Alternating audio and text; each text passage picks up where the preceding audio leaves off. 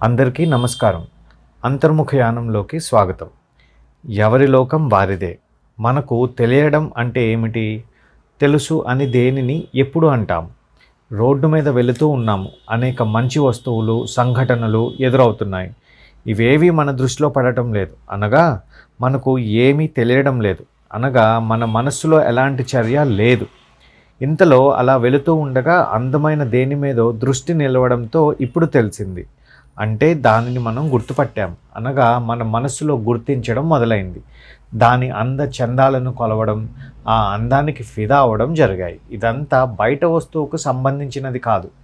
ఇది మన మదిలో జరిగిన ప్రక్రియ. రూప, వేదన, సంజ్ఞ, సంకార, విజ్ఞానాలు. మొదట ఏమీ తెలియదన్నాము.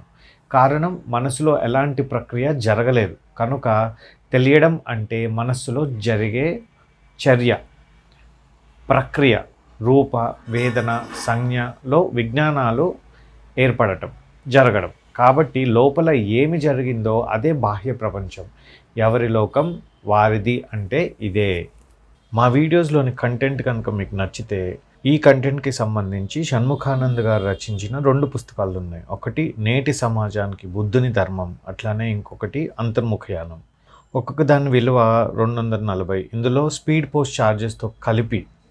సో పుస్తకాలు కావాలనుకున్న వాళ్ళు 9848368290 ఈ నెంబర్కి జీపే కానీ ఫోన్పే కానీ 240 చేసి మీ అడ్రస్ కనుక నాకు పంపిస్తే వాట్సాప్లో, ఇదే నెంబర్లో గల వాట్సాప్లో పంపిస్తే నేను మీకు వెంటనే స్పీడ్ పోస్ట్ చేసి దానికి సంబంధించిన రిఫరెన్స్ నెంబర్ ఇవ్వగలను.